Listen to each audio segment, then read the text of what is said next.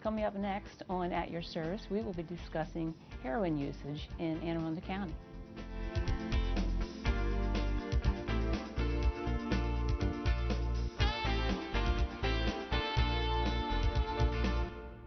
Today on At Your Service, our topic is on heroin usage in Anne Arundel County, and with us we have two guests, Lieutenant Batten from Anne Arundel County Police Department and Miss Amanda Larkins from the Pathways Treatment Center.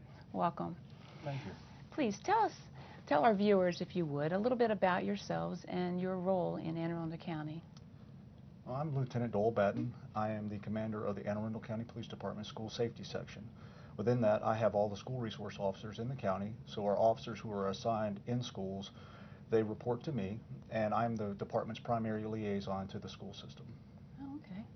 How about you? And I'm Amanda Larkins, and I work for Anne Arundel Medical Center's Pathways Treatment Center right here in Annapolis, and I teach prevention education for the county. So as a part of the community outreach initiative through the hospital, I go into schools and community groups, parent talks, and talk about prevention education for drugs and alcohol. Oh, okay, great. All right. Since our topic is on heroin, can you tell us what is heroin really? Well, heroin is a highly addictive, illegal drug, and it is derived from morphine. And most people know morphine. They've heard of it before as a pain medication for hospital usage, for surgeries, and post-surgery kind of applications. But heroin is actually derived from morphine. It comes originally from a poppy plant. And the problem with heroin, it is unregulated, it is not professionally manufactured like morphine. All kinds of adulterants can be in the product, and it is extraordinarily addictive. Some users are addicted right from the very first application, and so the danger of overdose is tremendous. And what does it really look like? In this area, heroin's primarily in a powder form, and it's like a brown, really kind of fine snowflake, but even finer than that kind of crystalline powder form. A lot of times it's found in capsules in this area. In other areas it can be a tar-like substance, but it really, if you don't know exactly what you're looking at, some parents, some folks for the very first time when they see it, some of the other indicators of heroin might be spoons, might be a lot of things to ignite, products like lighters and things like that, lighters, spoons, needles, some of the paraphernalia also that are really indicative of heroin use. And what does heroin do to an individual, a student, or a child of any age really, emotionally and physically when they use heroin? Well, the first time that somebody uses heroin, it's this overwhelming rush of euphoria, or what's known as the high, which is what draws people to continue to do it. So it goes to their brain and causes them to become addicted. And unfortunately what happens is it's a very high tolerance. So the second time that somebody uses heroin, it's not like the first time. And the third time that they use it, it's not like the second time. So what we call it is chasing the high. And that's really where the addiction kind of takes over and creates this kind of out of control spiral downhill. So when patients come for treatment, at that point they're not really maybe even getting high. They're just using it in order not to go through withdrawal, because unfortunately the withdrawal from heroin is extremely dangerous, and it makes people extremely sick. So they use in order to not be sick. Now you mentioned the spoons and stuff. How is heroin really used? There's different ways of using heroin nowadays. I know back in the day, I remember people talking about just, shooting up, but that's not the only way nowadays, is it? Well, and what we're seeing from our young people is it doesn't start with the shooting up. It starts with snorting it, even ingesting it, and then it gradually progresses to using needles, and that would be where you see the spoon and the heating it up and things like that. And in my experience, I've worked with, when I was in undercover narcotics and enforcement, I've worked with younger people, and the stigma to them about using needles, that seems like a very bad thing to them in a social sense. So the snorting is a very common way to start, and you have a lot of health problems that come along with that, deviated septums and things that will come along that you might not, you would, as a parent, you wonder why, and now all the sniffing, sneezing, upper respiratory issues and things like that might just all of a sudden start out of nowhere. But that was very common for me working with younger folks back in a different time that were just starting out and just starting to snort heroin. What are some other physical things might you see that would be indicative of somebody that's using? Sure. Certainly you're going to see some weight loss, sunken eyes, kind of almost like they're not there. It causes them to not be able to really feel things, so almost like they are away from reality. Low appetite, things like that, that parents especially might be able to recognize, and really just not being with it, for lack of a better term. Right.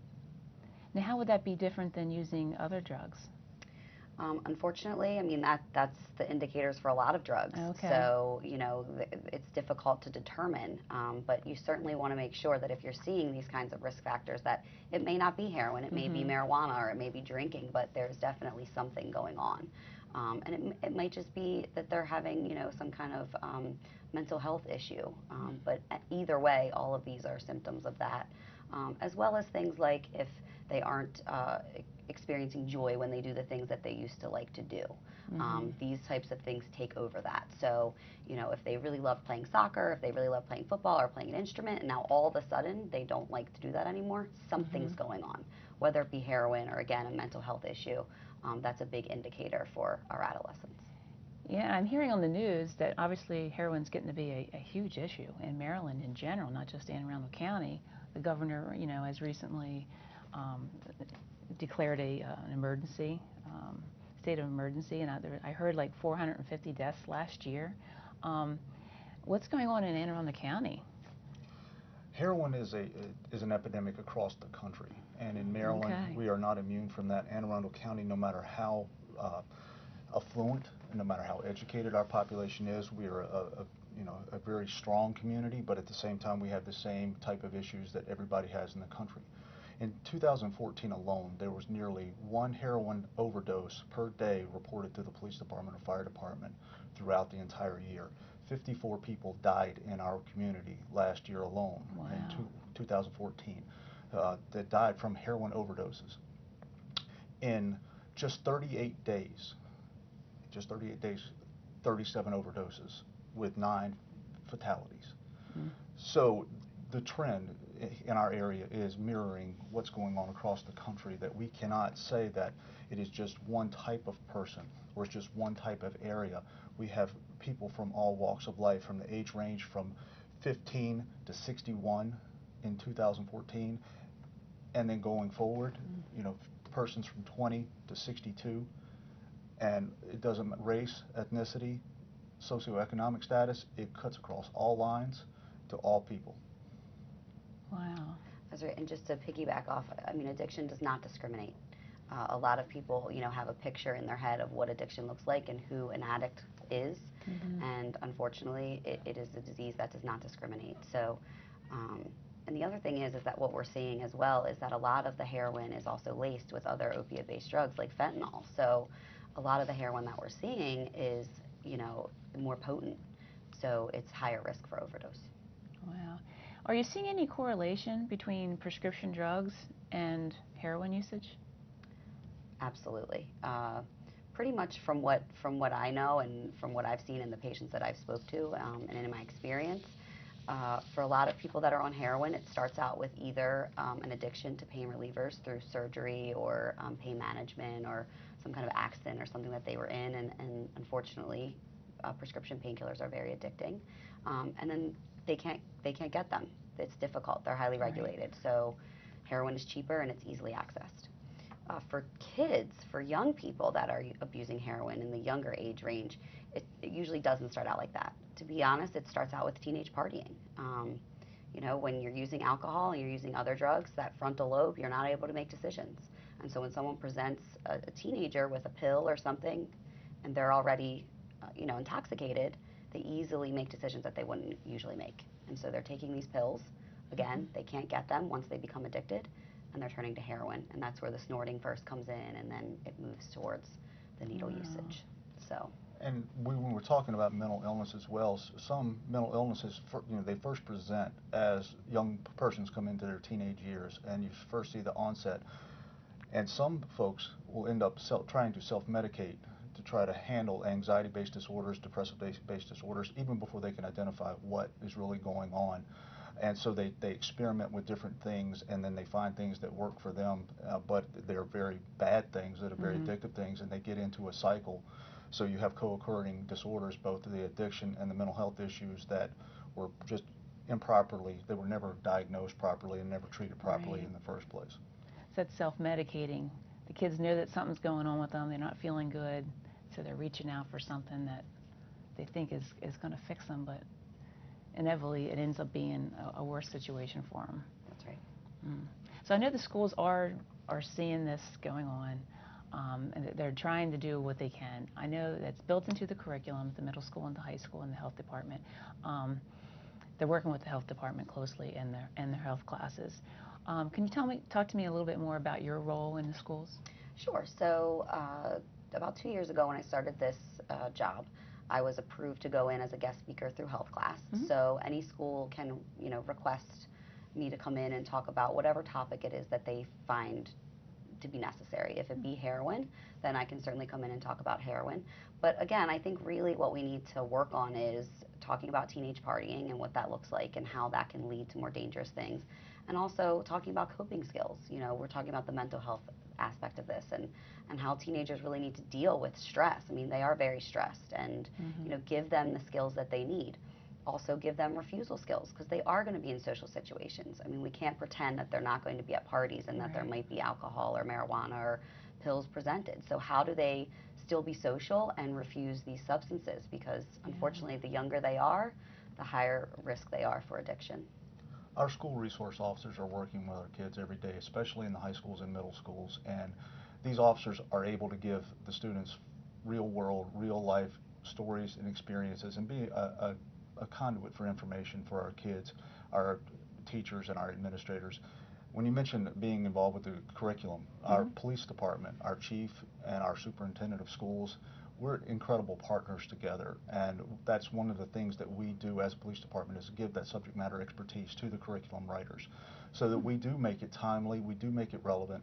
And when, that's a great point about the coping skills and the refusal skills, because we tell our kids all the time to just say no to things, but we don't tell them how to say no. We don't give them an out, a good, reasonable way to save face and to get out of a very difficult situation. So, I can't say enough for that teaching aspect. When we're talking about prevention, it is not just how bad drugs are. They get that. It is how to say no to this and how to get out of this in a way that they don't stigmatize themselves, other people, or become, now in social media age, the social pariah of the entire group. And now everybody in the world knows that they're different. Right. And so that teaching element is really going forward. What I absolutely agree is not just about health prevention, it is about social skill development. That's right. Yeah, and I know that the resource officers are a part of the student service team. That's a big part of it, and Pathways, I know that they also work very closely with the school counselors, and the school counselors do as well. They go in the classrooms, they're talking about these skills that are so important for the students to learn. And that's a big part of it. So are you seeing this relationship that we're working on having some good impact in the schools and working with the curriculum? And Absolutely. I mean, I've been in schools, and it might just be for one class period, but always afterwards I have at least one or two students come up and share their story, or share something that they learned, or share something that they're going to use. Unfortunately, we're not at the parties with them. We're not able to hold their hands, and we're not able to see exactly what's going on. But, if just even one Friday night, that they are invited to a party and they say no, or they decide to go bowling instead of go to, a party where there's underage alcohol, or then great, then we've saved that child from possibly becoming addicted or getting in a drunk driving accident or whatever the case. So, again, the partnerships and, working with SROs and the health department, I mean, everybody coming together for this cause, I think, is going to be really very impactful. Well, it sounds like the kids are really receptive to learning, and they want to make good, positive decisions. Absolutely. So that's great. Absolutely. Well, we'll be back shortly after this break. Hi, I'm Jennifer Hernandez, Coordinator of World and Classical Languages. Do you want to learn Spanish? If so, tune in later today to AACPS-TV, because language matters. Welcome back. Today we have Lieutenant Batten and we have Miss Larkins from Pathways Center. So, we're talking about heroin, Could you tell me where heroin comes from? Well, if we want to talk where does the actual plant that heroin is derived from comes from, most people wouldn't imagine that a place like Afghanistan is a very prominent producer of the poppy plant that actually is later produced into the heroin product. But as we get down the source pipeline, Latin America, Central America, Mexico, all of these areas are typical pipelines into the United States for heroin. In our area, it typically finds its way to the inner cities of Baltimore, to Washington, D.C., and as supply hubs. And if you think about it like major corporations that have distribution centers, they have manufacturer areas, they have distribution centers. These major cities are our place where the suppliers for local areas go to get their product, and then they come back into the smaller areas, and that's where the distribution occurs. So for us, Baltimore and Washington, D.C. are the primary hubs, Philadelphia. It comes from all different directions, but our suppliers then repackage and sell down to the local communities. Okay. So does any of the actual manipulation of the plant then happen here? It can. It certainly can. But what we find in our general area is that the product arrives, and a lot of adulterants are added to the product in many cases, because if you can cut it down into where it has actual less of the drug itself, you can sell more of that product because it has other things in it. And as we were talking earlier, some of these adulterants like fentanyl and other things are extraordinarily dangerous, and so the user has no idea what is in this, in what they're putting into their body. And especially as they inject this into their body, some of the health effects for not only we talked about the short term, but the long term, when you have abscesses, necrosis of a dead, just your body is literally rotting away underneath you. All the problems with blood diseases and these sorts of things. So for us, that is one of the other long-term concerns that you have with these products coming from places and having no regulatory aspect of how they're manufactured, and the user having no idea what's in them. Right. Wow. And I know that from what I've read too, it's transported in different types of, like sometimes it might be packaged in little bags, it might be in these little capsule forms. Is that correct? So you could really see it in most anything. Any type of. In this area, we see a lot of capsules. Okay. In some other areas, they have small balloons. They have small little glassine baggies, like little Ziploc baggies. And folks who are in the drug industry, they'll try to tell you that these bags are used for jewelry, and they are in a legitimate use. These very small, the size of a quarter size Ziploc baggies. But a lot of drugs, marijuana, pills, heroin, they can be also held in these same containers. But one prominent thing that you see in this area that's a little unique, it's not as prominent in others, are the small gel caps that contain one dosage of heroin, and it goes for about $10 in this area. Oh, okay, so that's something that we could look out for if you see stuff like that around. Absolutely. Yeah. So with heroin usage, you also see crime. What kind of connection do you see in this area?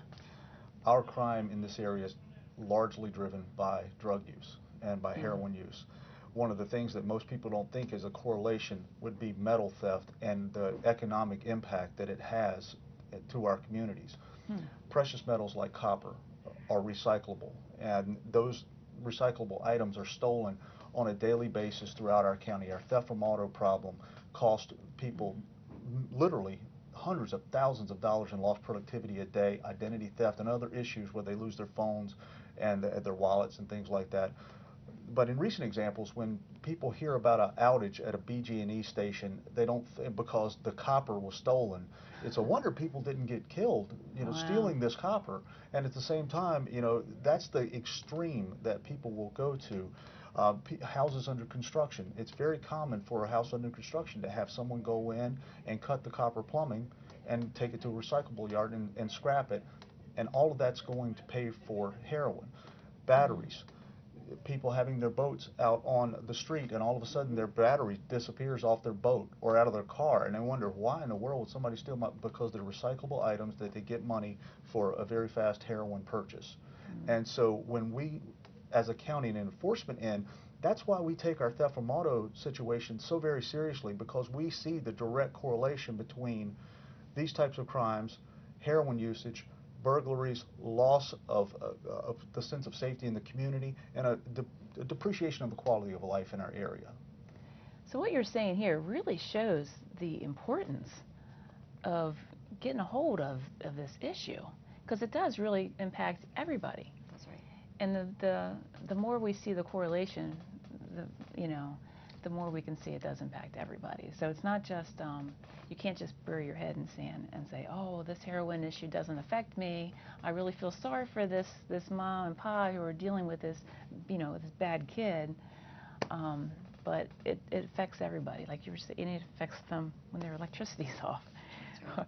It affects everybody. And we're seeing, really prominent people, and you look in the national news and you see famous actors, actresses, Yeah. people who presumably have reached the American dream, who have everything. They have fame, they have money, they have success, and they're still dying from the same heroin that is being used by someone who you would think may have nothing, and but it's that divergence in the type of person who is affected by this and the families. I mean, we can't say enough about the devastating effect that having an addict in the family and the love and support that you want to give them, but at the same time the lifestyle that they are living can absolutely destroy the fabric of a family by all the things that goes with it.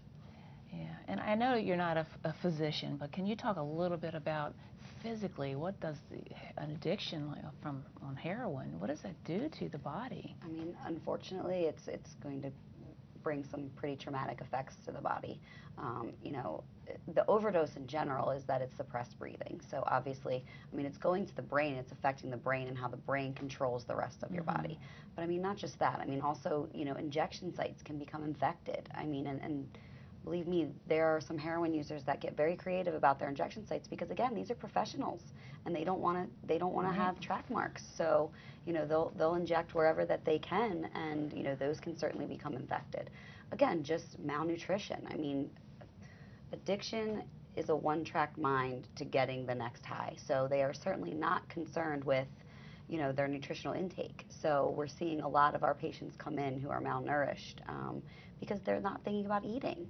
So I mean, just the devastating effects of that on their body. If they've gone through an overdose, issues with the heart and blood pressure and things like that, all of those things are going to be affected as well. So, and why can't they just quit? Well, wouldn't that Some people be would great? just say that. And we hear so many family members who say, please, choose me over the addiction. Unfortunately, addiction is a disease, and once that addiction has reached the brain, their brain is changed, and it is a lifelong disease. Whether or not they are actively using or not, the addict will always be an addict. And mentally, it goes to the pleasure center of our brains, and really our pleasure center is there to make us do things like eating. When we eat, we find pleasure, and the reason that we have that is so that we continue to eat and survive. Addiction hits the same part. So unfortunately, it doesn't matter what the consequence. Their brain is telling them to consistently use and to get high.